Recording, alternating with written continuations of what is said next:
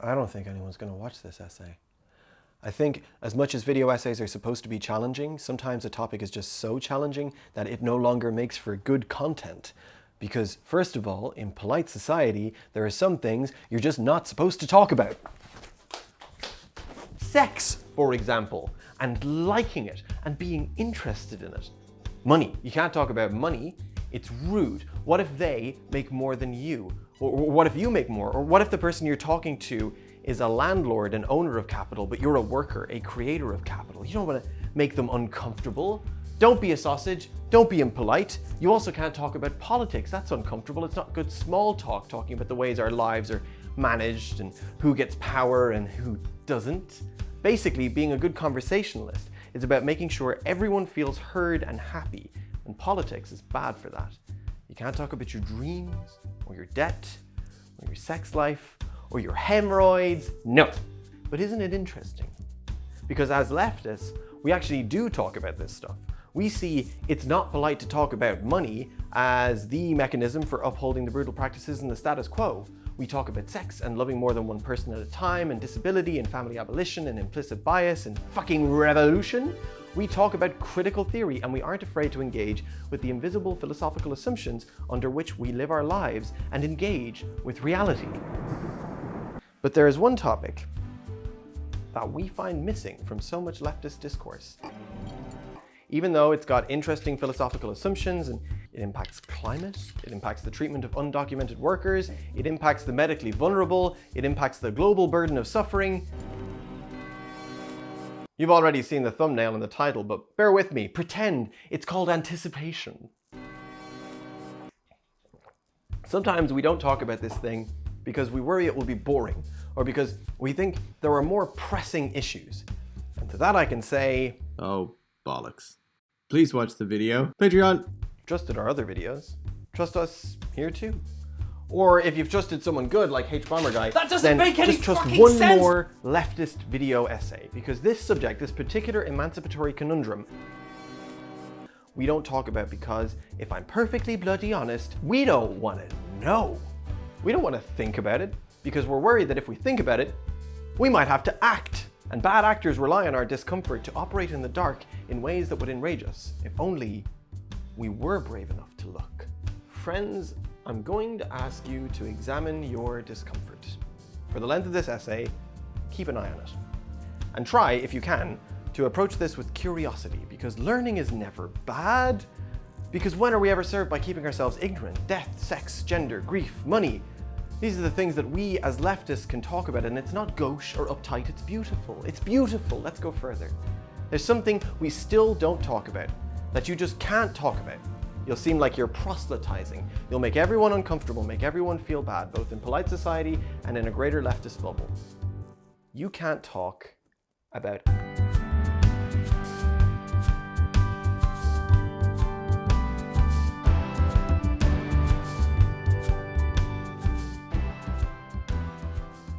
So before we begin, I feel like I should persuade you of why this is something we need to discuss.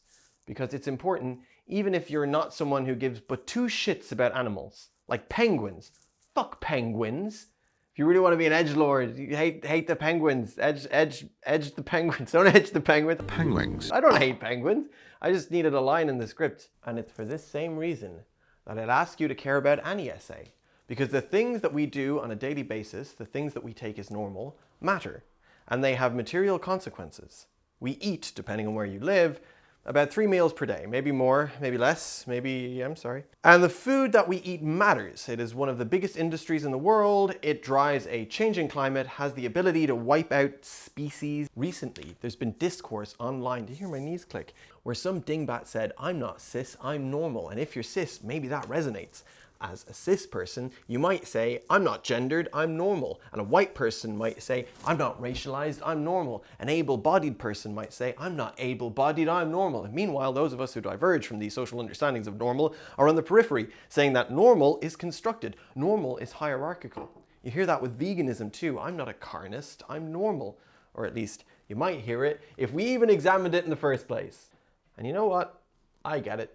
It feels gross in the context I've put it in, where race or disability are seen as indisputable aspects of someone's life, and veganism is just a choice, just a thing you do, a different sort of identity. But at its core, there is a similar sort of attitude when it comes to discussing how we treat animals, specifically when we eat them. The same defensiveness that stems from thinking that you don't need a label because you're the normal one. I'm not cis. I'm normal. At its core, that attitude says that normal is being a cisgender heterosexual named Chet from Nebraska. And our world has been based around the assumption that animals exist to be eaten. And even if you come away from this essay still eating animals, I think this default assumption about the way we exist in reality is something worth examining. Now, before we examine, there are a few promises we're going to make during this essay. 1. I will not at any point show an image of animal abuse or violent treatment of animals. No animals in cages, no animals in slaughterhouses. Vegan viewers, you've all seen too many videos of male chicks slowly going down a conveyor belt.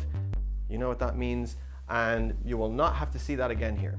If we even come near showing disturbing imagery, we'll cut to Rick Astley's classic 1987 hit, Never Gonna Give You Up. You wouldn't get this from any other girl. I just want to tell you how I'm feeling. No, we're not doing that. Caveat 2. Meat eaters, I will not try to convert you to veganism. First, because you're behind a screen. I don't know you, and I don't know how you eat or how you treat your dog or what you feel in your heart. It is dangerous when we, as leftists, can't discuss a topic, and I think we need to discuss it even if you turn this video off and go and eat 2 servings of veal parmigiana, an extra one to make up for the one I didn't eat, right? I promise, if you stick with me, there will be something in this for you too. 3. If you don't give a fuck about animals, that's okay. Fuck penguins! Penguin. I'm not going to try to convince you to like penguins or to like Huckleberry. Huckleberry is a little bastard. He bites, he cries incessantly. I'm his favorite person in the world, and he scratched me over the face near my eye. I'm not able-bodied, I'm normal. These issues are important whether or not you squee with cute aggression anytime you see a thing with fur, or a lizard. Also, caveat 3.5, this is our first sponsored video and we feel a little weird about it.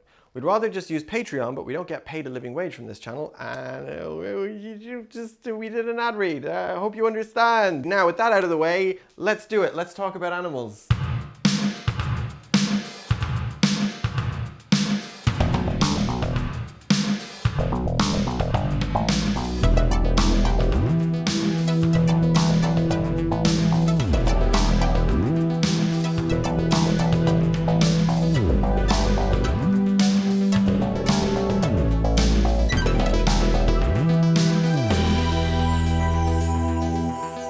The vegans are getting ready for their mid-season dinner party with all the contrived bullshit and drama we know and love.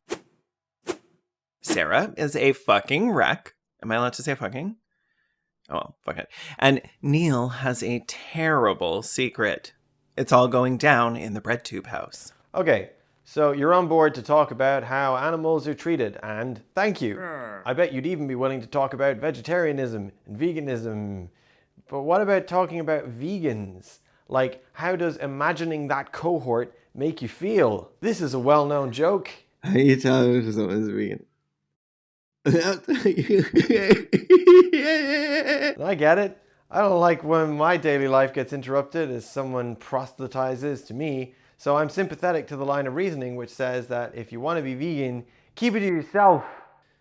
But then you call over to someone's house and they automatically make you tea and you have to turn their cup away because they've put cow's milk in it. Or someone has brought cookies to the office and you have to awkwardly ask them if there are eggs in them. Or you invite someone over for dinner and make a big elaborate steak feast and find out that they can't eat any of it because of the butter in the mashed potatoes and the eggs in the Yorkshire pudding and the meaty steaky boy, the steak. I've been a vegetarian 19 years. Vegan for the last 3. Part of my strategy is to let people know that really soon after meeting them, because food comes up and you don't expect it to. You look like the rude one if someone's gifting you a brownie and you have to say, I can't eat this. I was in the West Bank. I was doing a tour of health centers, doing a research paper on mental health in the region. I was pretty emotionally wrecked and we were being served some like sugary sweet tea in the back room of someone's office, and someone had called out and ordered us food to surprise us. And I opened mine up and there was some, I guess, steak guy in there. I had just been hearing about like big systemic issues, including food insecurity, and I was staring at this meat thinking, I'm just gonna have to eat this. Long story short, one of the other researchers was a vegetarian too, and she spoke up and said, I can't eat this. And actually the woman who had brought them in said, well, then I can just take them home. So that was great. Like, we could all just give our meat to her and it wasn't going to waste. But like, there are reasons you warn people, because even in situations where you think food's not going to come up, it does. And Ugh, nobody cares about your boring backstory, Sarah. really hard. Just kidding, love you. So there are practical reasons for telling people that you're a vegan, but those don't really match the stereotype. The stereotype is that vegans are aggressive, incessant, preachy, and have asymmetric hair. And for the record, I believe that you've met vegans like that. So have I. In the countries who have vegans, they make up between 0.3% in Slovenia to 9% in Mexico of the population. Vegetarians make up 1.2% in Portugal to 39% of the population in India. So yes, it is very likely that you've met annoying vegetable eaters. But do people actually have a bias against vegans? Like, a real one? Well, yeah, yes. But bias is not necessarily discrimination, and for those of you thinking there are more pressing issues for us as leftists, I promise we'll get to you. I don't really get why they made a reality TV show about vegans. It doesn't feel very anti-capitalist. A few studies have examined whether people are generally biased against vegans, and yes, they are. One study asked participants to give their impression of groups of people, and found that Both vegetarians and vegans were evaluated equivalently to immigrants, asexuals, and atheists, and significantly more negatively than Black people.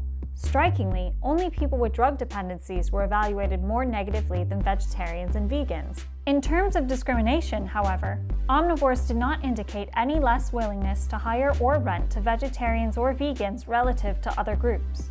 there's bias, and then there's discrimination. So while people might dislike vegans, they'll still let them participate in capitalism. Yay, capitalism. So what's with this bias? Well, it was mostly based on perception. Vegans and vegetarians were perceived as less warm, less competent, with vegans faring worser than vegetarians fared. I think that's the take. And when you look at non-monetary consequences of veganism, you know, not employment or housing discrimination, but stuff that nonetheless impacts people's daily lives, vegans will self-report some unpleasant stuff. Like 24.5% of vegans report that they've had decreased contact with certain friends after revealing their veganism, with 7.3% saying they fully lost friends because of their veganism. 33.5% reported significant anxiety about disclosing their vegan status. No one reported being denied a bank loan or being prevented from moving into a house because of their veganism. So that's good anyway. Capitalism! I think it's interesting that vegans and vegetarians experience equivalent levels of stigma with asexuals and atheists. In all three cases, we're looking at a group of people who don't do something which is socially normative. Because eating vegan food is socially acceptable as long as you don't call it vegan food. Depending on where you're from, eating a salad is normal. Eating pasta with marinara sauce is normal. Eating injera with red lentils is normal. Eating hummus and falafel is normal and delicious. It's the same way that most allosexual people will constantly and uncontroversially see people who they are not attracted to. It's why most people who do drink alcohol aren't constantly drinking alcohol. These behaviors, not feeling attraction, eating beans and plants, abstaining from alcohol, they're normal. But as soon as the label gets attached, people get weird. People get weird with vegans. There's one more interesting finding about the bias against veganism, and that's that it decreases if someone justifies their veganism as being for the environment or for their health. The people who are vegan or vegetarian for health reasons are the least stigmatized. This is, by the way, why so many products are labeled as plant-based rather than vegan, because plant-based sounds breezy and healthy. Even though vegans can get by perfectly well just eating crisps and biscuits and drinking Guinness, having Doritos, hobnobs. So the vegan for health people specifically have the least amount of stigma. That stigma increases when you say you're vegan for the environment. Why? Well, because we all care about the environment, don't we? We, all of us, the people watching, the people doing, we care. So when someone says they're vegan for the environment and that going vegan is the single best thing that a person can do to decrease their personal contribution to climate change, it can make carnists uncomfortable. The word carnist makes carnists uncomfortable. For the record, we're using that word carnist because it means people who choose to eat meat, instead of omnivore, which means animal with the capacity to eat meat and veg. Because we're all omnivores, this word just clarifies the choice. Though clarifying the choice might be the thing making you uncomfortable. It's like when someone says they've given up flying in planes. It makes us think, gosh, I care about the environment, but I also really want to visit my sister in Australia. And now I have to think about the impact of that trip. And that's all before getting to the futility of trying to do anything for the environment when industrialized polluters are allowed to continue almost unrestricted. It makes us think about this stuff and examine our complicity in the system. And that makes us all bummed out. Talking about veganism can be fun. But the most stigmatized reason for being vegan is being vegan for animals. It's more stigmatized than the environmental position, and there's a reason for that. Because if every person stopped flying tomorrow, it wouldn't stop flights for freight or the military. It certainly wouldn't stop iron and steel manufacturing or coal burning. But if everyone stopped consuming animals or wearing animal products, then that uncomfortable thing goes away nearly completely. The global weight of suffering just stops. There are a few exceptions, animal testing, work animals, but those are fractions of a percent of the animals humans farm for fur and meat and leather and dairy. With the environment, we're going to need coalition first, and then fighting of industry second. With animals, all we need to do is have the collective will. So it's a more threatening proposition because it's something we could fix and something we are complicit in. Researchers have actually studied how we justify eating meat to ourselves. This sometimes gets called moral schizophrenia, a term that seems a little ableist. The meat paradox is more neutral. This term essentially examines the misalignment between our feelings and behaviors towards animals. Like in general, we want animals to be humanely treated, but we almost exclusively buy meat from industrial farms with the worst records of cruelty. We really love our cats and dogs and think they're smart little angels. But pigs, who rank higher on intelligence tests than either of them, we don't have any problem eating. Apologies to the Jews, Muslims, and chains for the collective we there, but we'll get to that too. So people are biased against vegans. What does that mean? Well, there's a theory about this called meat-related cognitive dissonance. Essentially, we all have contradictions between our principles and how we live our lives. And we have a host of strategies that we've practiced in order to get around these inconsistencies. Most carnists report loving animals. Eating meat involves animal suffering and death. How do you reconcile? With most cognitive dissonance, there are 3 possible outcomes. 1, we change our values. 2, we change our behavior. Or 3, we obscure the contradiction. Look, you can already guess which is the most popular choice here. Most consumers of meat report loving animals, so that's not changing our values. And meat eating is the most popular diet amongst animal lovers, so they're not changing their behavior. The overwhelming strategy people choose is strategy 3, obscure the contradiction. So, quick question for the vegans in the audience. Have you ever wondered why you get the same 5 gotcha questions about why veganism might be bad, actually? Questions that a million better YouTubers than us have already patiently answered? Let's see. Field mice in crops, soy in the Amazon, cultural insensitivity to the Inuit, and but where do you get your protein? Maybe a more savvy person might ask about the differences between ALA, DHA, and EPA omega-3s. The answer is algae, but mostly they're the same questions. And that is because, as a 2021 literature review of 73 research articles pointed out, a lot of people have the same obscuring strategies. carnists who have dissonance primarily deal with it by avoiding triggers, not thinking about it. It's funny, it's actually a little bit like being closeted. Go with me here. Like, you know this thing, but at the same time, you kind of don't let yourself know this thing until, I guess, one day you sort of have to look the thing in the face. And is that why every awesome, cute, queer person on the internet is also vegan? You heard it here first.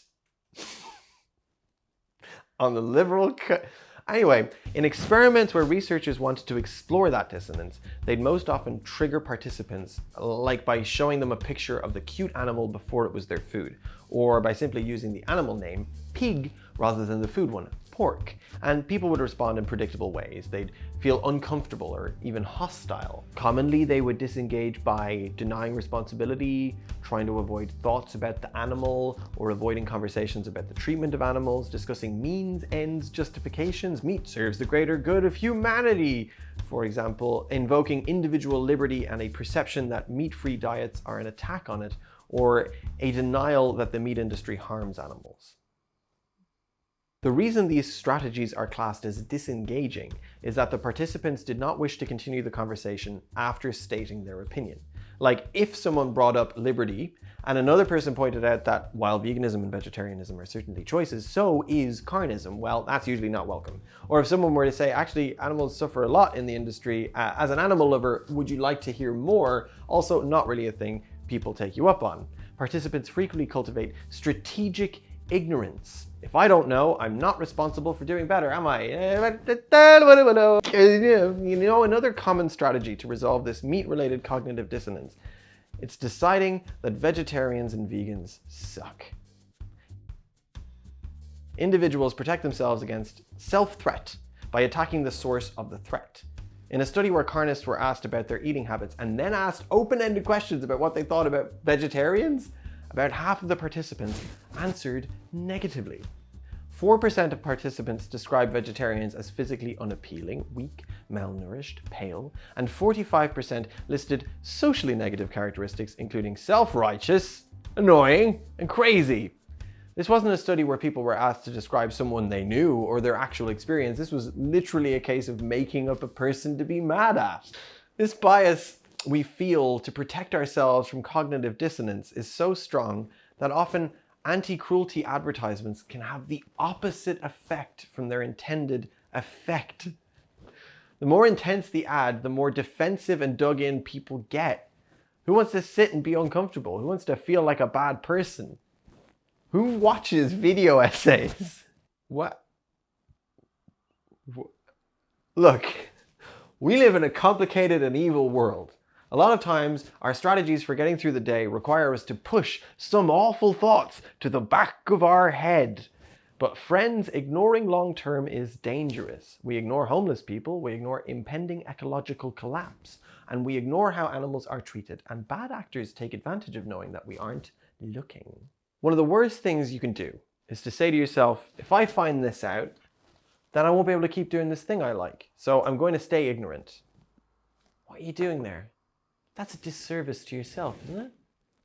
Information like that, and you find it dangerous because you know it would impact you, so you choose not to engage. That's not you saying, God, I would have done better if only I'd known. That's you saying, I don't want to do better, so I don't want to know. So if you're out to dinner with someone who happens to be tucking into some veal, it is bad form to turn around to them and say, do you know what that is? Because doing so might spoil their dinner. But if you can spoil an experience by learning about what it is, should we really be having that experience in the first place? As leftists, aren't we the ones who complain about fast fashion industries having children as employees? Or learning about which comedian hit their wife or showed their dick to a bunch of people? We are the literal fucking killjoys. So why still do leftists who eat meat not see the vegans are annoying argument for what it is? A desperate plea for people to shut up and let us turn a blind eye to the status quo.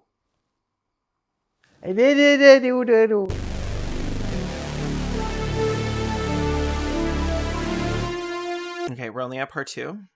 Definitely showing everyone how vegans aren't annoying. Well done, you two.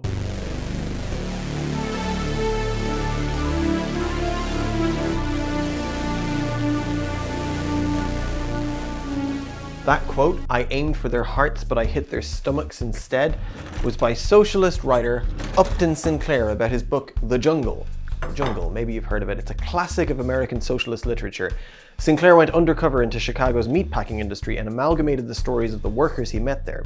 It's a fictional story about a Lithuanian man, Jurgis, who moved to the US in the early 1900s to pursue the American dream. I'm sure that went well. It covers predatory landlords, child labor laws, the way non-English speakers get exploited in the US, and it covers the day-to-day reality of the work of industrialized slaughter. Sinclair struggled to get the book published. It was famously rejected from 5 different mainstream publishers for being morally disgusting. Why? Not because it involved the severe maltreatment of the poor, but because it was so critical of the rich. Poor rich. He had hoped that the book would lead to a class uprising.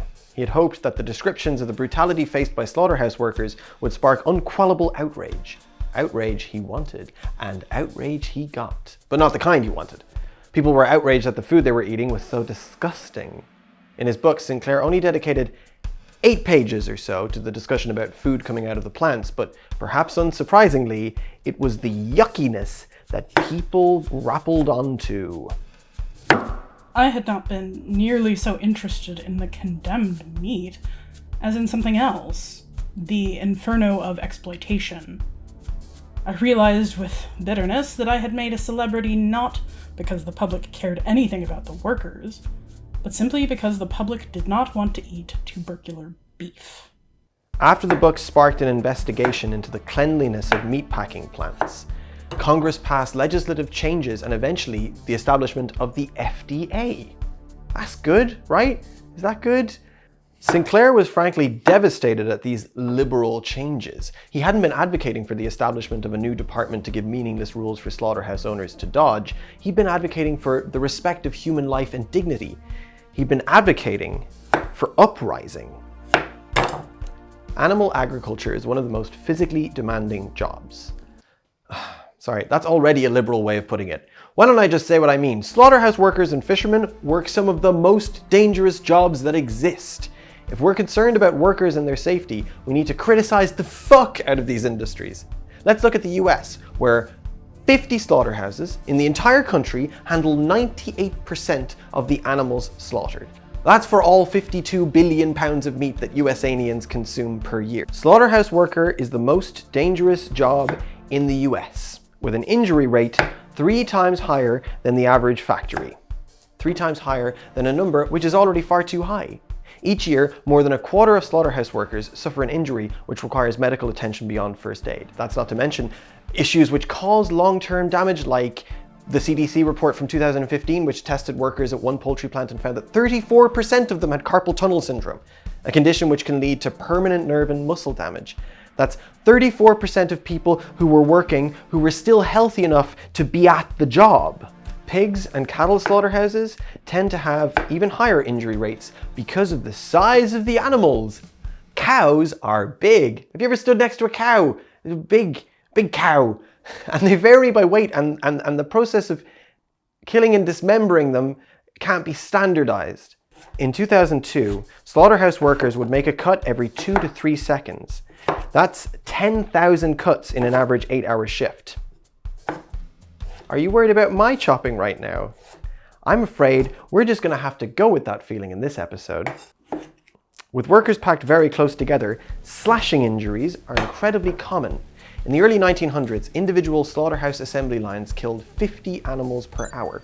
In the 80s, it was about 175 per hour. In 2002, it was 400 per hour. In the mid-2010s, it was more than 1,000. There's no time to sharpen a knife while working, and they dull as the day goes on, putting pressure on joints, tendons, nerves, and increasing the chances of cutting yourself. There are at least 17 severe incidents per month in US meat plants. And what do we mean by severe? Well, the official designation is hospitalization, amputations, or loss of an eye. Sounds pretty fucking severe. Amputations occur about twice a week, despite being a job where, even with underreporting, workers are 3 times more likely to suffer a serious injury than in factories. Injuries like amputations, second-degree burns, and head trauma, and 7 times more likely to suffer nerve damage than at other factory jobs. Despite all of that, the line speed keeps increasing. During the Trump administration, the USDA announced that they would be weighing up the option of getting rid of the hourly caps on line speeds at poultry, cattle, and pork plants. Not changing the cap, but eliminating it entirely, leaving it up to the corporate owners of slaughterhouses to set their own speeds. Though it should be noted, some slaughterhouses already went over the federally mandated cap. While they publicly weighed the costs of removing the cap on pork specifically, plant workers spoke up. Every co-worker I know has been injured at some point. I can attest that the line speeds are already too fast to keep up with. Please, I am asking you not to increase them anymore. The meatpackers' unions and workers loudly opposed removing the cap. Government officials like the former top OSHA administrator opposed removing the cap. The amounts of deaths in slaughterhouses had already been steadily increasing each year of the previous 3. Are you in anticipation about whether or not that cap is still there? That desperately needed and barely good enough state-mandated cap on how many animal carcasses we could legally, morally process, given just the enormous human cost? It's called anticipation. In 2019, the cap was removed on pork production, and assembly lines were no longer limited to only killing 1,106 pigs per hour, which was 1 pig every 3 seconds. The change also allowed factory workers to verify safe environments by using company safety inspectors rather than USDA ones. Immediately, Seaboard Foods, the second biggest pork producer, sped up its line, requiring workers to slaughter between 1,230 and 1,300 hogs per hour, which increased again as coronavirus began spreading through the slaughterhouse. The rates of injuries instantly shot up. Oh, fuck. This is bleak, right? This is bleak. We're going to need some good news here. Well, this particular story has a happy ending, as the union for the plant brought a lawsuit against the USDA and won in 2021 when a federal judge ruled that removing the cap violated worker safety. But this only means that workers return to the previous standard of killing and dismembering 1,106 pigs per hour, 1 every 3 seconds. Not so much a happy ending as a return to an earlier state of horrific. But obviously, that's the US. We can't expect them all to be being nice to each other in the US. Let's go somewhere like humane, like Ireland, like the land of gentle, enigmatic head pats and winky dinkies. Of the official documented slaughterhouse workers in Ireland, 60% are immigrants. I say officially because many of the others are undocumented workers who are vulnerable to exploitation and are often undercounted. They come from places like Botswana, Brazil, China, the Philippines, Latvia, Lithuania, Moldova, Poland, Romania, Slovakia, South Africa, and Ukraine. They're more likely to be in the more dangerous and lower paid positions. Our Department of Health is meant to oversee safety in slaughterhouses, but as a statutory agency, undocumented immigrants cannot come forward without fear of reprisal, without fear of sort of horrible shit that happens to undocumented workers. Even during COVID, workers are packed shoulder to shoulder and forced to process at incredibly high speeds. Workers claim that their injuries, when reported, often are recorded as less serious than they are, and 90% of Irish meat plants do not offer sick pay to their workers for injury or illness. 90%! Oh boy, we're not going to find any comfort in Ireland today, are we? And that's without even going into the beef barons here in Ireland. Like the ironically named Larry Goodman. He's like this horrible millionaire who basically spread coronavirus through Ireland because his treatment of undocumented workers in his meat packing factories was so bad. Undocumented workers report pay under the minimum wage, which the minimum wage is not a lot here, and our cost of living and rents have seen astronomical increases, amongst the highest in Europe. But sure, what would they be doing with the money anyways? Because more than half of all workers work more than 40 hours per week. All the while, the lines keep going. The speed of the line has to change. Deboners who are paid per kilo under pressure to make the production line go fast, but for us packers, nothing. You have to be a robot to catch up with the speed, but when you're sick with severe back pain or muscle ache, there's no sick pay. When the factory needs to kill 500 cows, if people don't show up, we still have to meet that target. They get in inexperienced people, and there's loads of accidents as a result. I was humiliated by my supervisor because I wanted to go to the toilet and he told me to wait 5 minutes. Then after 30 minutes, I couldn't hold on anymore. I went to the bathroom. No, Ireland is pretty fucked. Pretty fucked about this. So where would you like me to go next? Australia? South Africa? Jordan? France? Japan? Doesn't get any better, friends. And all of this barely scratches the surface of the physical injuries and deaths workers experience while processing animals. There are the slaughterhouses, the fishing boats, the entire system of dangerous jobs with profit margins eked out through sped up lines so that people can get cheap burgers and tuna. But besides the physical injuries, workers experience emotional damage from working at slaughterhouses, and that translates to pain and suffering too. A 2021 systematic review of 14 studies across different countries on the psychological welfare of slaughterhouse workers paints a grim picture. As you might expect, rates of depression and anxiety were quite high. Psychosis was also elevated in the study that examined it. Multiple studies found increased rates of physical aggression, hostility, and anger. Mental health issues were higher in those who had to directly engage with killing, including aggression and depression. Workers describe suffering trauma, shock, paranoia, guilt, and shame. And like I said, this isn't an emotional appeal on our part. It's based on 14 studies. This is the reality of what slaughterhouses are. Some workers demonstrate positive coping strategies like taking days off or relying on family and religion, but others show maladaptive strategies, such as repressing difficult emotions, increased drug use, and interpersonal violence. In more anecdotal reporting, methamphetamine use was particularly high among slaughterhouse employees because the drug helps them to keep up with the line speed. In 2009, researchers decided to examine the impact on the community. They looked at how places changed when a slaughterhouse was opened, by comparing to communities where comparable factories were opened, factories with similar levels of immigrant workers, for example, large-scale professional laundries and sign manufacturing, and factories with similar rates of injury, for example, iron and steel forging or motor vehicle metal stamping. Like I said, lots of industries are dangerous, and capitalism is killing us, but did it turn out that there was anything particularly harmful to the communities with slaughterhouses? Well, controlling for age, gender, poverty, ethnicity, unemployment, and all the rest of the variables that they could, researchers analyzed crime statistics to see if slaughterhouses have a uniquely bad impact on the community. Yeah, they do. Compared to other industries, slaughterhouse work significantly increases arrests and reports of violent crimes and rape and sexual assault. A 2015 study backed up these findings in rural communities, finding increases in the total arrests for rape, for intimate partner violence, and child abuse. The paper says there is real evidence of a relationship between killing non-human animals and violence towards other humans. Putting in with the other research indicating mental health issues like increased substance misuse, increased anger and aggression, coping skills involving emotional suppression, there is a toll we take from killing a living being all day, every day. One skill that you master while working at an abattoir is disassociation. You learn to become numb to death and to suffering. Instead of thinking about cows as entire beings, you separate them into their saleable, edible body parts. It doesn't just make the job easier, it's necessary for survival. There are things, though, that have the power to shatter the numbness. For me, it was the heads. At the end of the slaughter line, there was a huge skip, and it was filled with hundreds of cows' heads. Each one of them had been flayed with all of the saleable flesh removed, but one thing was still attached. Their eyeballs.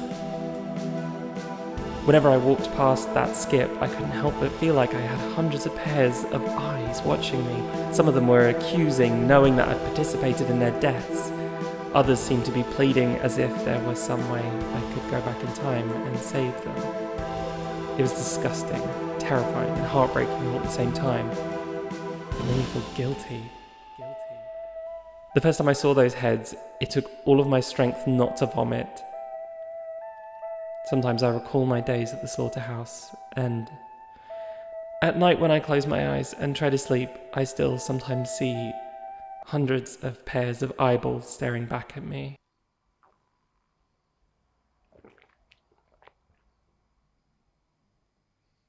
They were gonna say goodbye, they were gonna tell a lie. And this is all just the physical and emotional impacts on slaughterhouse workers and their direct communities. We haven't yet begun to talk about how animal agriculture is one of the single biggest contributors to climate change. How growing animal feed takes energy, that it takes 100 calories of grain to produce 3 calories worth of cow. A cow who needs more grain or corn or soy or more water and more care to get big enough for people to eat. And we lose so many resources for meat as opposed to grain. In fact, if the grain that just the US produced for livestock consumption was available for direct consumption by people instead, we would be able to feed 800 million people. Or how the rainforest itself is being destroyed to farm soy exclusively for livestock feed. Or the world's fisheries are collapsing and the oceans are facing a catastrophic aquatic mass extinction event due to decades of overfishing. But we can't see it because we're up here and we haven't and we won't get to discuss these arguments because there isn't time. We're having guests over. But also because these are the arguments that cause people to switch off. They hate these arguments and they respond with doomerism about how the world is fucked anyway, or they don't respond at all. They turn to a fun video, maybe a dunking one, make another one making fun of Dr. Jordan B. Peterson. A lobster. Should you be worried? We're also not even touching how animal agriculture helps lead resistance to antibiotics. Because animals packed tightly in feedlots get doused indiscriminately with liquid antibiotics and breathe resilience bacteria, meaning that as of the mid-2000s, we no longer have a single antibiotic that doesn't have at least some resistance. We're not even going to get the chance to talk about how there's a relationship between meat eating and the most devastating pandemics our species has endured. And if we keep it up, bird flu is coming. Bird flu is coming, it's only a matter of time. And we don't have time to discuss that. We also are not. And this is not me discussing how indigenous people have had their land taken away through deforestation to grow food to feed cows, or through climate change creating floods and fires that destroy their farms and houses, and yes, even their hunting grounds. People switch off at those arguments too, or they reply with their own indigenous concerns, that veganism is a strictly white colonizers' affair for some reason, and we shouldn't tell indigenous people how to eat. Well, mostly Western audience, how about you assume that we're not doing that? We're talking to you. And we can't account for everything. We can't even fully discuss the things that we've brought up. Our sidelined points could be their own essay, or their own book, or their own horrible movie hosted by Al Gore that nobody watches. The point is there's too much and we've skimmed over it all. The chemicals used in slaughterhouses getting into workers' lungs, the jobs of the cleaners, the whole industry churning through workers to get us the big Carl with bacon. But as I stick my fries in my own homemade fryer, you just sit with those points and see what they do to you in your own brain. Because there's something else that we really need to discuss.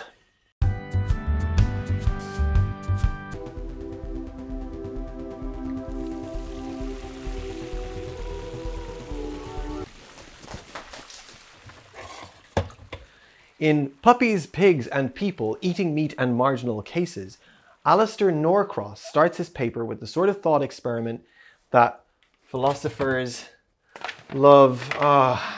No.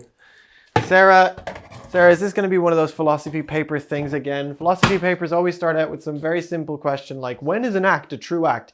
And then lose themselves in the cushions between Aristotle and Kant. And how do they find their way back? Always by proposing 1,000 people sew their eyes shut or some shit. And how that's Murfinarianism. Neil, it's gonna be fine. I know you don't like philosophy papers, but this one's really good. I know, Sarah, but you look nice actually. Thank you. It's gonna be all gruesome, isn't it? It's not. It's gonna be fine. It's gonna be gruesome. It's gonna be fine. It's gonna be gruesome. It's going to be. In the paper, the police barge into a man's basement because of strange sounds and discover 26 cages filled with puppies. Sarah made me do this. Many of whom have been mutilated. It transpires that Fred farms these puppies for 26 weeks, after which he kills them. Fred, however, argues that he is not a sadist. He explains that he was involved in a serious car accident, which made him unable to taste his favorite food, chocolate. But Fred learns that he can continue to taste chocolate if he imbibes of a hormone called cocoamine, which puppies will produce, but only when subjected to suffering. From the essay, somebody else read this fucking shit. Hoots, you read this fucking quote. 6 months of intense puppy suffering followed by a brutal death produced enough cocomone to last him a week, hence the 26 cages. He isn't a sadist or an animal abuser, he explains.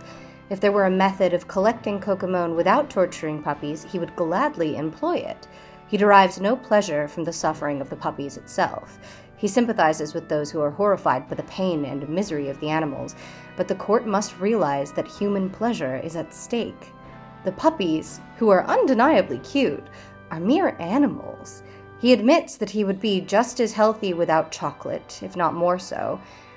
But this isn't a matter of survival or health. His life would be unacceptably impoverished without the experience of chocolate. The police and public are understandably unmoved by his excuse. While it is undeniably sad that Fred cannot taste chocolate, it does not justify the continued and perpetual suffering of rounds of endless puppies. Again, from the paper. No decent person would even contemplate torturing puppies merely to enhance a gustatory experience. Gustatory. What the literal fuck is gustatory? Anyway, I suspect Norcross chose puppies because we like puppies, because a lot of us see our pets as sentient beings and members of our family. What, though, differentiates puppies from other animals? Because they're smart? Look, puppies aren't smart. Look at these dumbasses. Look at these stupid little fuckers. Okay, we're best friends. No, stop licking my mouth! And the thing is, social conservatives often use intelligence as a factor to deny rights to those whom they deem inferior. Like, we're leftists. We all already know that IQ tests are bullshit, right? And you know that the answer isn't to make a perfect IQ test, but that all IQ tests would inherently miss the thing we're trying to capture, because the components of intelligence are not some fixed thing. We have to decide what constitutes intelligence before we test. Even if we try to separate the different kinds of intelligence into categories, kinesthetic, interpersonal, being good at Twitter, it still would be up to a group of people to determine which aspects fit into those categories. A species of ant has been shown to rescue their fallen comrades, take them back to the nest, holding their hurt limbs and licking at their wounds to clean them, reducing mortality from 80% to 10%. Is that intelligence? Social intelligence, maybe. I genuinely don't know. Rats will also help each other when presented with the choice between a pile of their favorite chocolate chips or freeing a friend from a trap. That's too much MSG. They'll first work to free the friend and then split the chocolate together. The study is part of a series on empathy, arguing that rats have it. Which, I don't know, is that intelligence? It seems like something to me. Besides, even for people who do think intelligence is measurable, pigs are as smart as, if not smarter than, dogs. They're able to do a range of tasks from retrieving frisbees to playing computer games. You see, people have actually investigated this. And we can be honest that intelligence isn't actually the thing that determines why we see dogs as family and pigs as food. When presented with fictitious animals in a study, like this one I drew, called a trablin. Fuck you, I'm good at drawing. Participants who were told facts which made the trablin seem smart, that they used tools, that they could memorize patterns to get food, they were less likely to think it was moral to eat them. This was a finding in all participants, regardless of diet, but when the study was repeated using pigs, tapirs, and the fictional trablins, tapirs and the trablins both were ranked as having higher moral standing in the intelligent condition, which means people were less likely to say they'd eat them and felt more guilt about the level of suffering they endured in captivity. For pigs, no matter what description was used, people rated them as having low moral standing, roughly half of what the other animals were assessed as. From the study, virtually everyone is affected by intelligence information when reasoning about an animal for which they have no prior knowledge. However, our omnivore participants seemed relatively impervious to information about the intelligence of animals currently being used as food within their own culture. They picked tapir, by the way, because tapirs are food animals in some parts of the world. There's nothing inherent to being a food animal. So I guess you could say food animal is a social construct. Leftists love when things are social constructs. Okay, good, because I have to get dressed. Wait, where are we? Back to puppies and dogs not being food animals. Oh. Okay. It kind of brings us back to the puppies from the thought experiment, because famously there's a festival every year in China where people consume dogs, and boy do people on Facebook get upset about it. When I ran this social media accounts of a cat rescue and TNR charity, I got posts every day asking me to magnify overtly racist posts denouncing Chinese people and Asian people in general sometimes, just because of this one small yearly festival. And invariably, when I'd click on the sender's profile, they'd have some picture of themselves posing, all goofy white teeth smile with a rack of ribs and a barbecue, because dogs are for loving and pigs are for eating. Ireland, the country all of us USanians visit in droves every year for the Guinness and the non-narcotic crack and the gorgeous green scenery, it's one of only 8 countries in the world that still allow dog racing. In 2019, the latest year we could find a date for, the government gave $16.8 million to the dog racing industry. In order to get the fastest dogs, they breed 1,000% more puppies than required. That's a real number. It's between 16,000 and 17,000 dogs per year. The ones who aren't fast, well, the numbers aren't clear on that. We know that roughly 5,987 of those puppies are killed each year. There's actually been some investigation to try and figure out what happens to the rest. Are they underreporting the kills? Are the dogs going somewhere? Are they being shipped off overseas? We don't know. I never see Karens on Facebook ranting about Ireland, because the fact is, this is just a cultural bias that's reverse engineered into a moral one. We are horrified about puppy torture because we love them. We are horrified about eating dogs because we don't eat them. But plenty of the world is horrified about our treatment of pigs. We make whole documentaries about consumption of whales or dolphins in Japan because we like them, but we eat chicken eggs. Look, do you know what the process is for egg-laying hens? I won't show you any images, I promise, but the egg-laying industry is gruesome. In order to get hens, chicks are hatched. Half of the chicks will be female, half will be male. The male chicks and any female chicks who look poorly are not useful for the industry and are disposed of. And by disposed of, I can mention the footage that haunts me. Baby chicks on a conveyor belt, their fluffy, soft bodies peeping and fluttering, move towards a giant meat grinder which they fall into. That's standard practice. The other most common option is asphyxiation, killing with gas, a process which is exceedingly distressing and takes up to 2 minutes to complete. 7 billion day-old male chicks are culled by maceration or asphyxiation each year. The females, they go off to mostly cages. In the US, this is often battery cages, rows of stacked dark cages where the hens have about the amount of space as an A4 sheet of paper. So close that they'd injure each other with their beaks if they didn't have their beaks sliced off while unanesthetized with a hot blade. In Europe, we banned battery cages, and there's a misconception that that means all of our hens are living outdoors in grass, but that's just not true. In Ireland, more than half of our 3 million egg-laying hens lived in enriched cages, which still only provide an A4 sheet of paper's worth of space per hen, still require debeaking. Just now the hens get a floor covered with litter and shit instead of wire mesh. Shit which can build up enough to give them burns on their feet. This was the most liberal of a change. They are just as cruel. They just have a different name. And Ireland has the highest consumption of poultry in the EU. Yeah, yes they do. Hey, are you okay? Tough essay. Tough essay. Tough essay. Tough essay. Okay, I'm just gonna say what we were all thinking. These two are fucking adorable, right?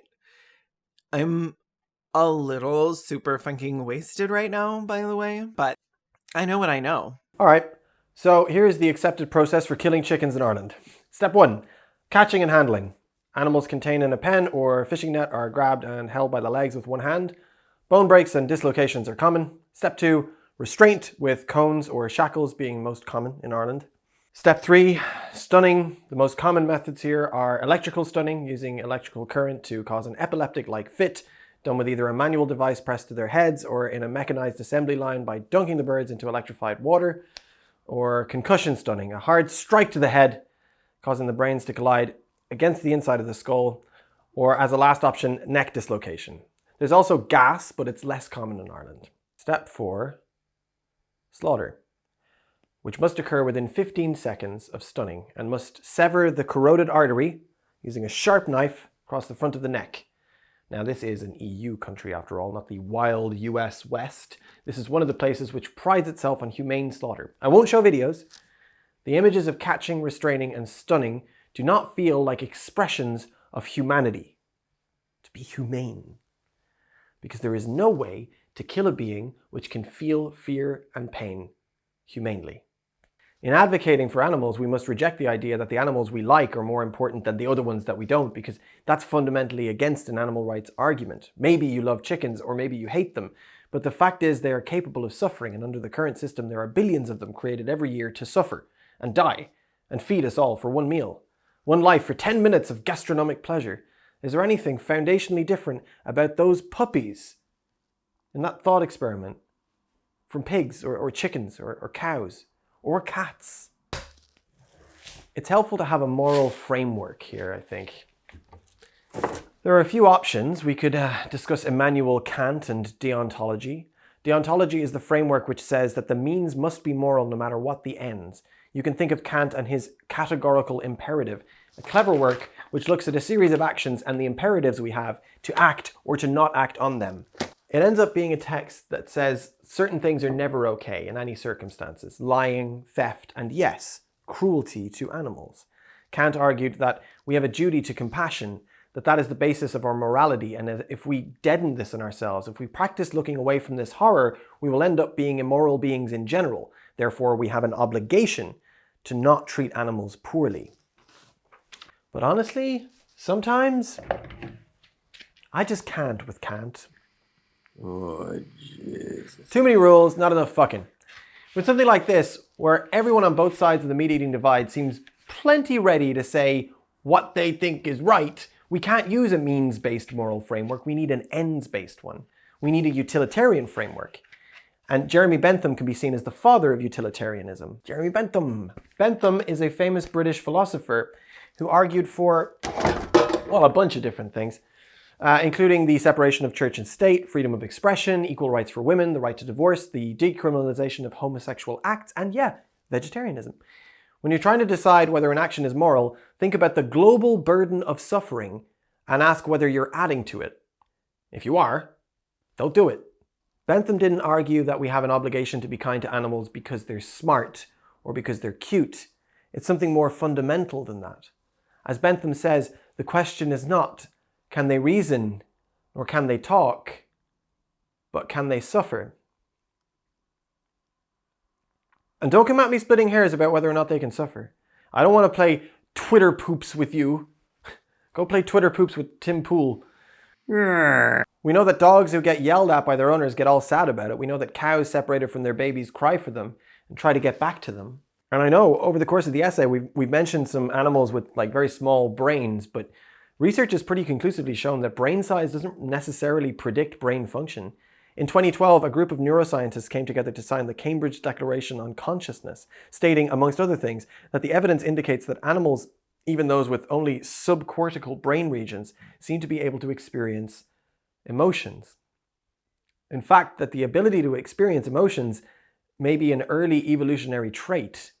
A systematic literature review shows that there is overwhelming evidence that fish feel pain. I could go on. I don't want to upset I don't want to upset you.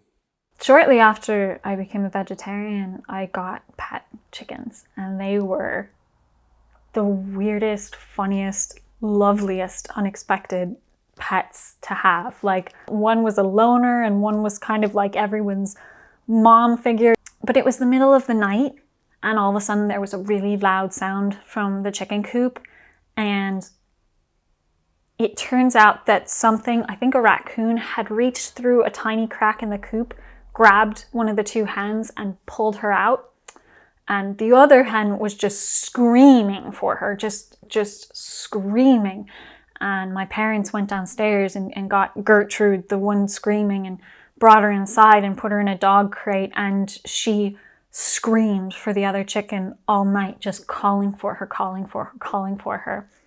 The next morning when we found Dixie, she was in a really bad way. her wing was broken and she had lost a lot of blood. And we rushed her to the vet and they said the only way to save her would be to amputate her wing. Thanks, Mom and Dad.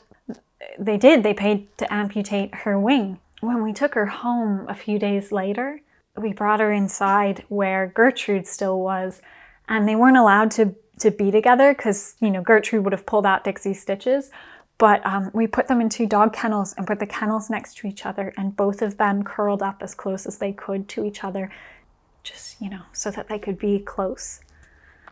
Those are the animals I'm trying to get you to care about. They seemed to have lovely little relationships and lovely little personalities, and some liked being cuddled, and I loved cuddling them, and I don't see them as any lesser than my cats. If a vegan tells you that they are not trying to change your mind, they're lying. The reality is, you have to make your own decisions. I can pretty much prove to you that animals can feel pain and emotional suffering, but that doesn't mean that I can convince you. I can tell you that you have the power to reduce global suffering. You do. But I can't convince you that it's worth it for you, or that it makes sense for you. We could take the utilitarian approach without getting lost in the abstract and say that there is an amount of terrible, tormentuous suffering being experienced, and we can collectively make it less. Or we could go pure deontology and say that killing is wrong, therefore the killing of animals should be prohibited. Or we could be metamodernists about it and oscillate between complementary values in order to simply answer, what is helpful? What would be helpful is, I think, for you to realize that you absolutely are capable of having this conversation, that you shouldn't feel hopeless or guilty because the data on acting on those feelings is not good. I shouldn't get dug in. You shouldn't get dug in. We should try to be good and pragmatic about the good that we try to do. I think veganism should be more about praxis than perfection. If you're someone recovering from an eating disorder, then you shouldn't just go vegan. Not immediately. And that's okay. You should seek support and proceed carefully. This isn't about good food versus bad food. It's just about doing the right thing. I mean, look, we're making cheesy vegan chips. You can still have greasy, gooey, disgustingly beautiful fatty food while keeping a vegan diet. If you've got cystic fibrosis and need to take pig enzymes, don't make yourself sick. Take the enzymes. I mean, cutting out meat from the rest of your diet would still make a huge impact. But when I started to cut back, when I cut out, I don't know. It's up to you. I guess we'll leave it there and we'll have our guests over.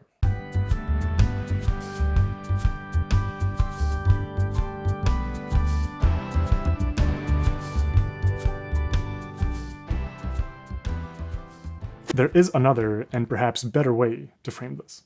The thing that I tell people is that they have been vegan all along and just did not know it. And it works because it is true. Maybe you love animals and maybe you don't, but you do not want to hurt them. And you definitely do not want to pay people to hurt animals on your behalf. So how precisely were you tricked into eating meat? Well, the corporations that kill animals for money spend a lot of that money on advertising, especially to children. And it is okay to feel uncomfortable.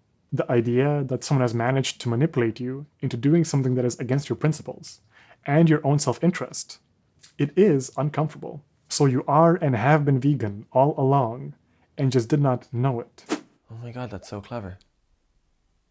Why didn't we do it that way? How are you able to hear me? I don't know. Am I like the vegan Kylo Ren? Because I don't think I have the girth required to fill those shoes. I really have to say the thing, don't I? Okay, so the ethical sluts are all gathered to eat their garbage and whine at each other about being vegans or whatever. I'm not being catty, by the way. I am a vegan and I eat garbage and whine all the fucking time. It's the reason I get up in the morning. Honestly, it was such an emotional lesson, right? I don't think I realized how calm and liberal I am when I talk to people who eat meat. I've trained myself to just smile and nod and not offend people, and it's really fucking hard. Yeah, it's actually labor, like so many other social issues. But because we're dirty vegans, we have to just stay quiet and sit on our emotions. Or say that's so interesting. I hadn't thought about how to deal with food deserts or white privilege or, oh, the soy in the Amazon. Like, never mind that is mostly done to feed cattle. Sure, that's a super valid contribution, and you should just... Look, Neil's all freaked out about their secret. Oh my god, I live for this shit. I wonder if they're a serial killer. That'd be so funny. I mean, obviously not for, like, the victims. But you know when someone just behaves so out of character that you just kind of laugh in their bloodied face because... Shut the fuck up! Okay, you asked me to do this bullshit. I didn't even want to be here. I could be getting high right now. I'm not a vegan. I'm not. I never was. I'm a fraud and a liar and a liberal. And a part of the problem, I never said I was vegan.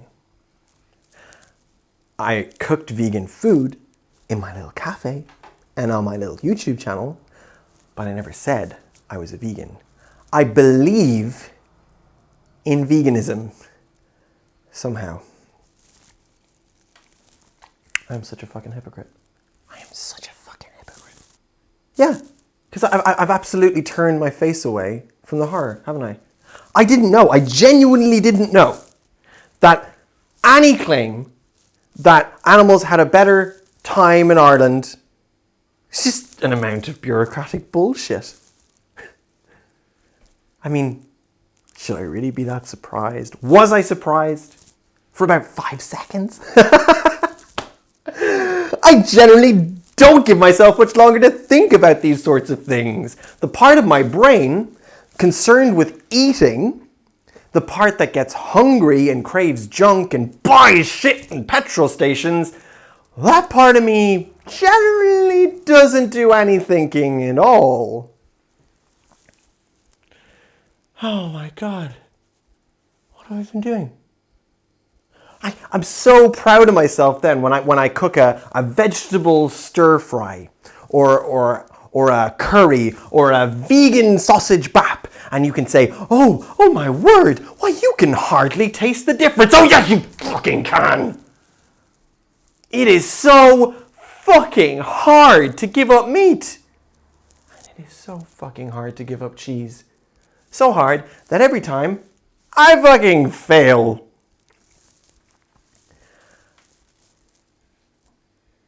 And I'm just ignoring the ethical problem. There are sentient beings capable of love. What's the difference between Sarah's chickens that she had growing up, snuggling up to her, and the ones with their fucking beaks snipped off, in agony and confusion, covered in their own excrement? I've heard cows screaming. I grew up in the countryside. I've heard them screaming for their children. I've looked in their eyes. I've pet their faces and thought, like a fucking tourist. Oh, what an experience. What a privilege. What a moment of intimacy with nature. What fucking bullshit. Who am I to have any claim to knowing or experiencing love of nature when I fucking eat meat?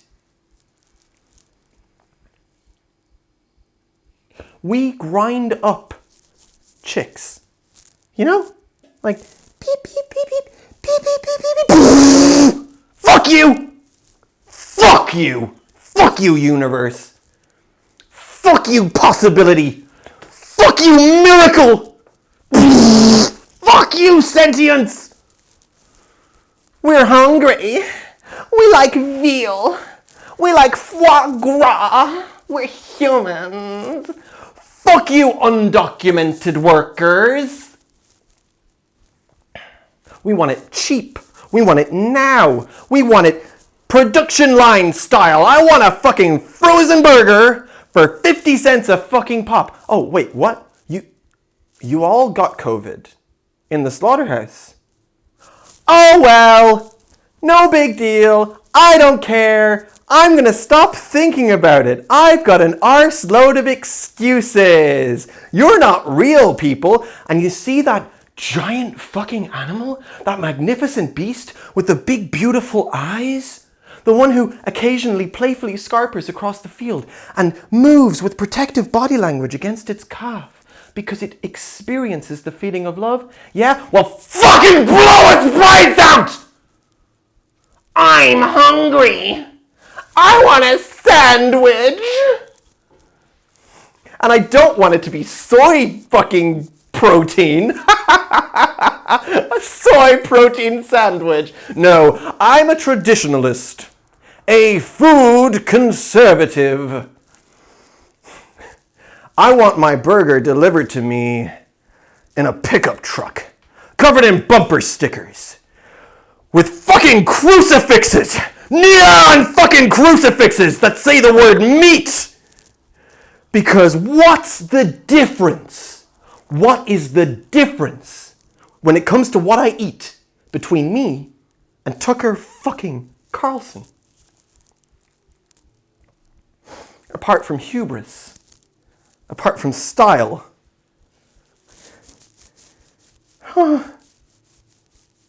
Fuck, this is gross. This is so fucking gross. Cause yeah, like class struggle, sure. And yeah, the environment, sure, but it's actually much bigger and much simpler than that, isn't it? The question is not, can they reason? The question is not, can they talk? It is, can they suffer? So I need to stop. I need to stop, and it's just fucking wrong that I haven't. The only thing that would be right is an immediate and uncompromising end to all of this. An end to snipping off their beaks, an end to grinding up the chicks, an end to squeezing the pigs into tiny little fucking cages. An end to this blinded, bloody, scratching, diseased, mutilated, fucking suffering, fucking industrialized bullshit. And even if it doesn't serve us, and we still ride a fucking inevitable fucked environment all the way to oblivion, we should still stop. Because stopping is the right thing to do. I'm so sorry.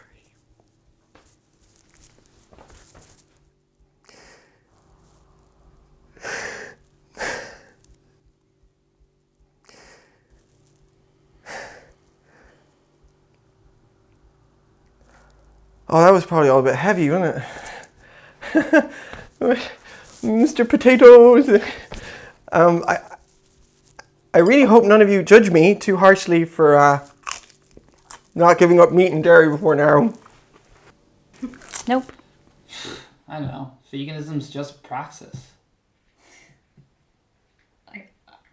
I already knew you weren't a vegan. So this is great. Just you drank all of our wine.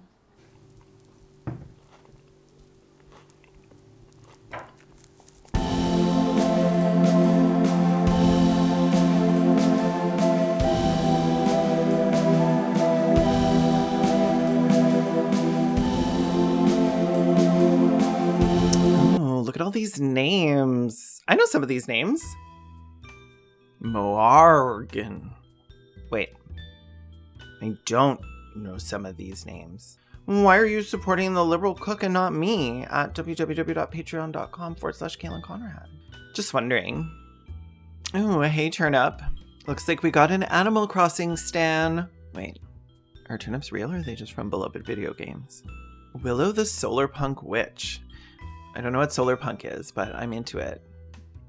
Ooh, the Kinky Beast. Hope to see you at Pride where you belong. Tumblefluff is definitely like a 20th gen Pokemon. Somebody free charismatic. They're a trapped rabbit. Ooh, Totham. That would give you a lot of real estate for doing really cool nail art. Assuming it's a big toe. Ooh, my parents were going to name me Esmeralda Weatherwax too, but then they went with Kaylin because they thought it was more unique. Little Hoot, Mainly Mandy, Zoe B, Ponderful, Legal Kimchi. These are just your friends. It's not a real job when you're just DJing off your MacBook at your cousin's bar mitzvah, Neil and Sarah. Wait, is that my name? C'est mon nom. So not only am I not getting paid, but I'm actually paying to be part of this? Wait, that actually explains why I keep getting PayPal receipts from Patreon Ireland. I legitimately thought that was just Patreon's way of avoiding paying their taxes or something. Gay spaceship implies that there's straight spaceships, and that's not a world I want to live in. Dysregulated and dysregulated again over on LiberaPay. A double whammy of love and support. Love it. Maybe I should get LiberaPay for double pay.